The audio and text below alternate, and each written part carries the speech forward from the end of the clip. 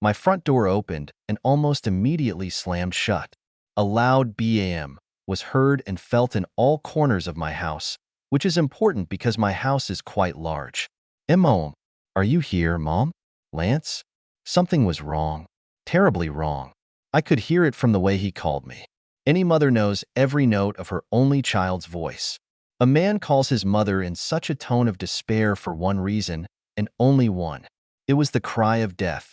More precisely, the last plea to be rid of it. For a man to turn to his mother with this means that he has lost all hope of surviving this ordeal. Rushing into the living room, I saw my son standing in the foyer of my house. And let me tell you, his look matched the desperation with which he was calling me. His shoulders slumped, as if the clothes were too heavy for him. The eyes looked as if they had sunk into his head. Her face was covered in tears. He looked like death was hanging over him. Lance? What happened? Mom, he said, this time in such a low voice that it was barely audible. We walked up to each other, and I hugged him tightly, just like when he was younger.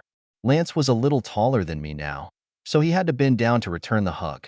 No matter how old the boy is, he will always need his mother. Honey, what happened?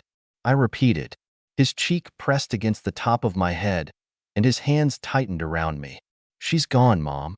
Lily's gone. These words hit me hard. Panic seized me. Lily, my sister-in-law, was much more to me than Lance's wife. She was my daughter in every sense of the fact that Lance was my son. I loved her as much as I could have if she had come out of my very womb. Dear God, what happened to Lily? Giving him a little push to give me space, I gently lifted my son's chin so that his eyes were level with mine. In a calm but tense voice, I said, Lance, son, I need you to talk to me. I need to know what's going on. Is Lily all right? At these words, his face changed. Almost instantly, that sad, despondent look turned into something else. His eyes were frozen. A cynical, angry grin appeared on his lips. He looked ominous. With chilling sarcasm in his voice, he answered my question. Lily's doing great, Mom. You don't have to worry about her. She's just living her best life with Randall right now. Eh? Seeing my confusion, he laughed out loud. It was a mirthless laugh. It was more like laughing to keep from crying. Oh, she didn't tell you? He asked rhetorically. Yes, Lily, the daughter you never had, cheated on me. He gave me a minute to realize that. I must admit, there was a part of me that was relieved. After the horrific scenarios that were running through my head related to Lily's mutilated body in a car accident, it was nice to hear that she was safe and well. But then a second realization came. Awareness of the consequences of this new situation. How it affects my son. How it affects the whole family. Betrayal. In a way, it was much, much worse. What? Oh, yes, he said, clapping his hands theatrically at the look of shock on my face. With dramatic humor in his voice, he continued. Lily's been in a second relationship for 6 fucking months. He laughed again as he walked away from me. He headed for the kitchen, no doubt intending to pour himself something stronger. I followed him, my feet moving as if I were walking through mud. When I entered the kitchen, I saw that my prediction turned out to be correct. He had already taken the whiskey, but he didn't even bother to take the glass. He swallowed straight from the bottle. I gently snatched the bottle from his hands without saying a word. Going to the cabinet and taking out 2 glasses, I poured some into both. Then I pushed one towards him. He raised his glass, swallowed the whiskey in one gulp, and signaled to me like a bartender demanding more. I poured him another drink, this time allowing myself to ask one of the questions that were burning in my head. Who is Randall? Swallowing it like the first time, he replied tartly. Randall is the guy my beloved wife fucked behind my back. I winced at his rude expressions. I'm not a prude, and I'm sure my son's vocabulary doesn't always match English when he's out of earshot of his mother, but I'll never get used to hearing my son swear, especially when it comes to his wife. However, he caught my face and for some reason was a little offended. I'm sorry, Mom. Should I have said something less offensive, like making love? I could only roll my eyes at my son and remember that his pain was saying it. However, I refrained from pouring him more. I guessed that he was her partner in the novel. I mean, who was he to her before she cheated? Her colleague? Her friend? A stranger from the internet? His face turned sad again. He shrugged his shoulders lifelessly. Does it really matter? After thinking about it, I agreed. No, I think not. This time I took a sip, but only because the silence between our words was uncomfortable. After a moment, I asked, does she love him? He turned away from me, as if he didn't want me to see the tear that rolled out of the corner of his eye and rolled down his cheek. He answered my question with a slight nod. Silence fell again. I knew Lance wanted me to pour him more, but I didn't need him to get drunk. Situations like this require a clear head. Drinking alcohol temporarily dulls the pain, but this delay only makes the drinker capable of causing even more damage. I knew it. I was in a similar situation many years ago. Tell me everything. Randall was the guy she worked with. Typical. They were involved in a joint project 2 years ago. He remembered that time frame because that was when she had to leave town for a week. She never mentioned Randall, which in itself was a wake-up call that Lance didn't even know existed. He just remembered that something was a little wrong with her when she came back. Nothing special, it was just a little more detached. There was no lovemaking on that trip. The two of them were just hanging out. As friends. No harm done. No foul. Right. As if making love is the only threat to marriage. Over the next year and a half, their bond grew. At that time, they were still colleagues, nothing more than work friends. But this seed was sown, and it was watered daily. Pretty soon, their comfort and familiarity blurred the boundaries. Lunch breaks for team building turned into lunch for two. After work, after drinking with colleagues, the two of them went to the bar to relax. Lance had never noticed that. He did not see his wife slipping away from him, getting closer to another man. Their marriage faced a predictable problem, like most marriages. They had less lovemaking, less communication, less time for each other. But even during this, they hardly argued. They existed. They floated around each other like a typical busy married couple. Lance said there were no signs, but I knew that was a lie. Men rarely notice the blinding neon light of an unhappy wife until it's too late. Still, I couldn't blame him. She should have let me know if she was unhappy with my son. What kind of person does this to a spouse they claim to love? The pain on Lance's face cooled my love for Lily. When he was telling his story, I saw the pieces of his heart shattering on the ground. The first time he noticed that something was wrong was when he came in and found her crying. He thought something bad had happened at work, but he was wrong. It was exactly the opposite. Something wonderful happened at work, even though it was the worst thing that could have happened. She and this guy Randall kissed for the first time, passionately. One of those kisses that makes you doubt everything. It was perfect in all the wrong ways. It was 6 months ago when the affair began. At least that's what Lance thinks is the beginning. But I knew better. The affair really started 2 years ago during that work trip. That's when this ending became inevitable. A mutual attraction that they pretend not to feel for each other. That kiss was just a little sprout sprouting out of the mud. Making love, the only part that most men care about, lasted for 5 months. This was when the distance between husband and wife grew to the level of the Grand Canyon. That's when the argument started. A cold bed, lonely nights, an impassable dead end. And then today happened. He came home from work and saw her packing her things. We just drifted apart. Everything has changed between us. We haven't been in touch for a while. You must have felt it. That was her explanation. 6 years of marriage broke up in one day. Of course, she said it as if she was doing him a favor. It wasn't fair to him to force her to live this lie. He needed to be free to find a woman who would love him with all her heart. He was such an amazing guy that it would really be a disservice to keep him trapped in this loveless marriage. Blah, blah, blah. She's such a saint, my fucking sister-in-law. So, what are you going to do? I asked him when his words trailed off. He shrugged, and then his shoulders slumped. I don't know. His retelling of the events that led up to today had tired him out. He looked like he had been fighting all day. All I could do was give him another loving hug. There is no greater feeling of helplessness than that of a mother looking at a suffering child. There was nothing I could do to free him from it. No amount of money or love on my part could help him. He was really alone in this. I hated Lily for that. No matter how much I loved her, I hated her. Lance didn't deserve this. How could a woman do this to a man she claimed to love? Lily is dead to me. I whispered to him as we hugged, putting meaning into every word. I wanted my son to know that I was on his side. I wanted him to know that no matter how much I loved Lily, I would completely renounce any feelings I had for her if I had to choose between them. Lance slipped out of my arms and walked slowly around the kitchen. He ran both hands through his hair and took a deep breath. He went back to the counter, leaning his back against it.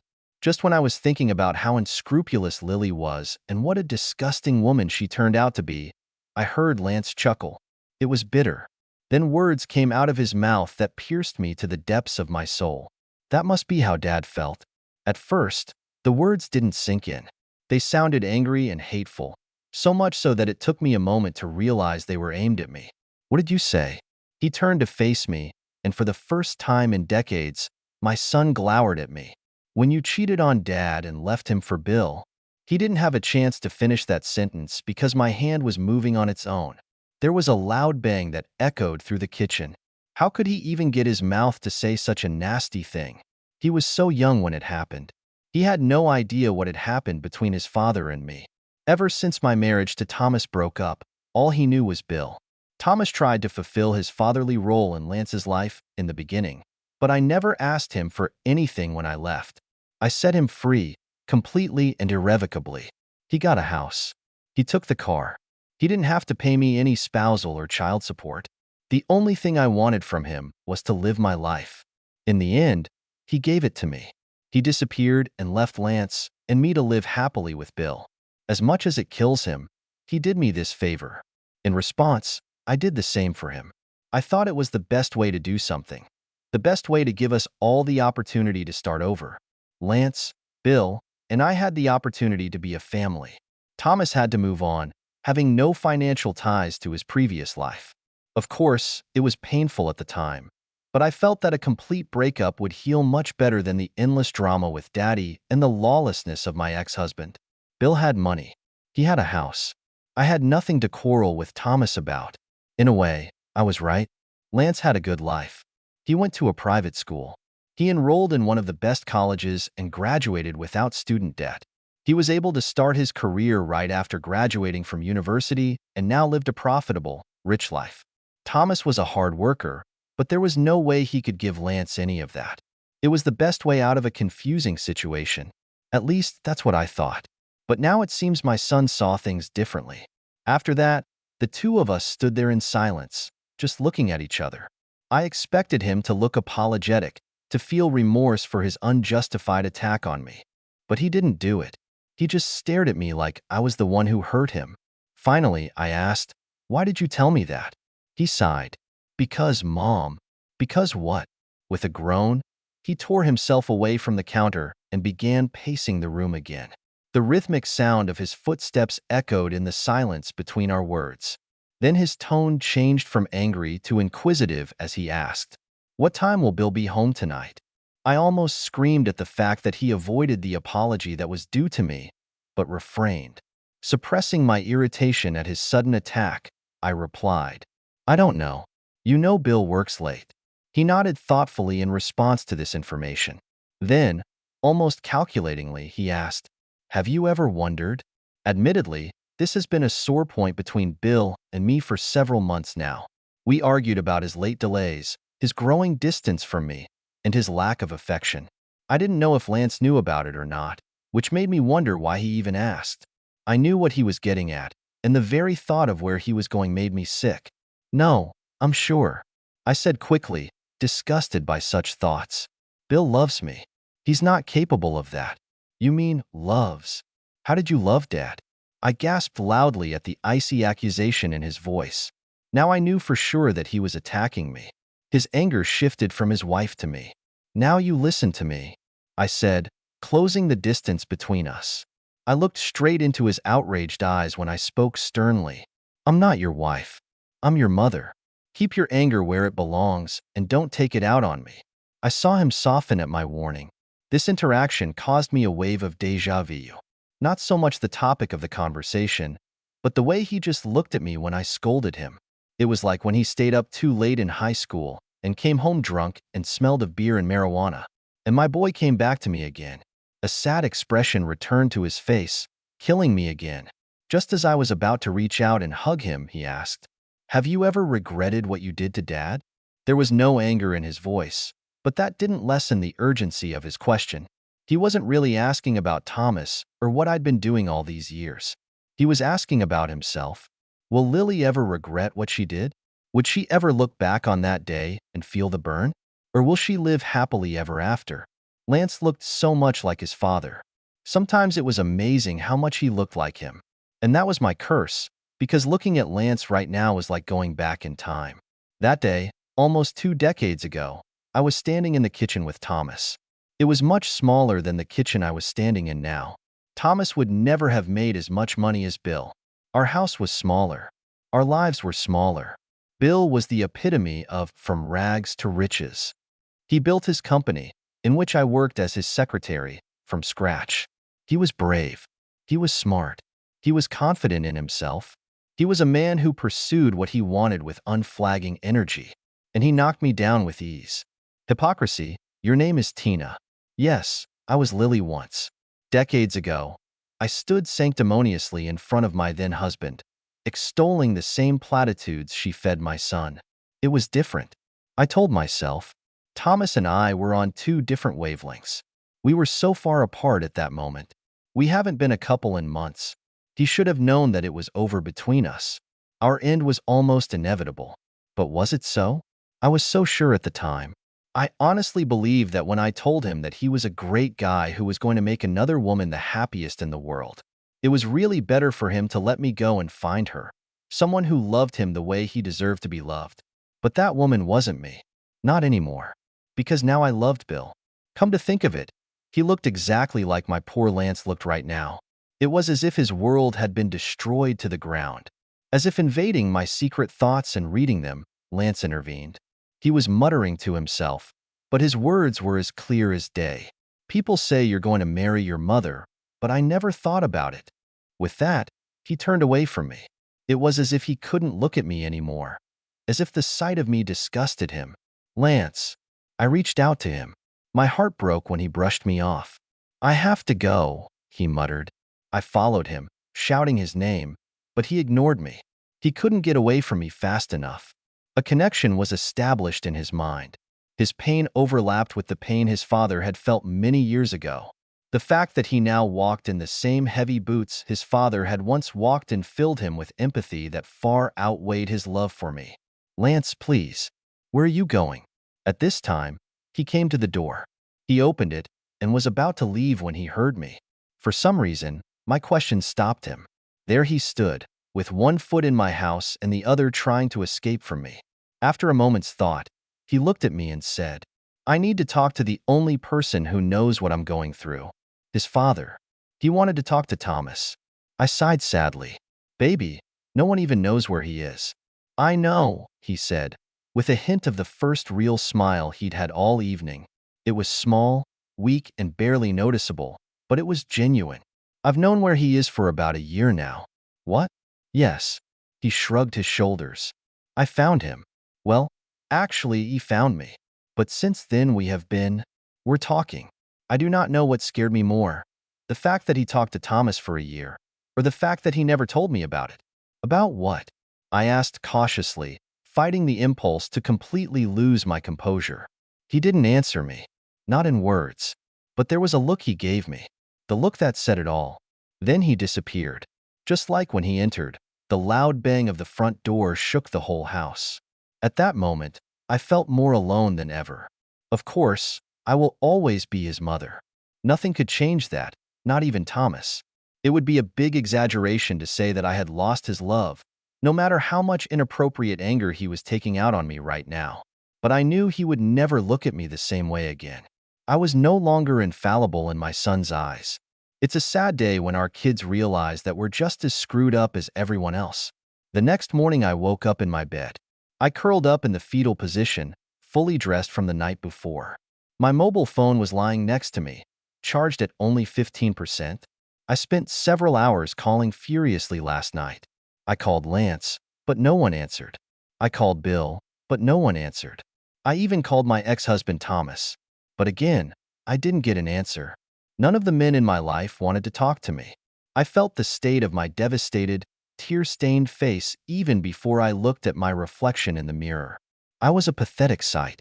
I once had two men in love with me, vying for my affection, and now I couldn't even get through to my husband. With a sad sigh, I splashed water on my face before going downstairs to make coffee. It didn't escape my attention that Bill wasn't sleeping in our bed. After the search of our ridiculously huge house, his presence was not felt in any room. He didn't come home at all last night. This has been happening more and more often lately. An hour later, the front door opened. I quickly rushed into the living room and found my husband standing in the foyer. "Bill," I said, relief filling my voice. That's right. My anger at him dissipated immediately. I needed him, and he was here. I needed to feel his arms around me. I needed to feel his love for me. Since the mirror of my soul has shown so much ugliness in the last 12 hours, I needed to see the eyes of love. Just before I could breathe a sigh of relief, I noticed that his arms weren't around me. "Honey, you are welcome. I need you to hug me." I expected to feel him, but nevertheless, his arms remained limply at his sides. Confused, I relaxed and looked up at him. "Hon?" He took a deep breath. It was almost as if he regretted being here in this room with me. It was as if circumstances had forced him into this unfortunate position. My heart stopped. I knew that look. I knew that look all too well, because that was the look I gave a man almost 2 decades ago. "Tina," he said, my name coming out of his mouth as if he was trying to soften the blow. "No. Please, no." Tears streamed down my face. "Bill?" I said, practically begging him. "Honey, please. Give me a hug." "Tina, we need to talk."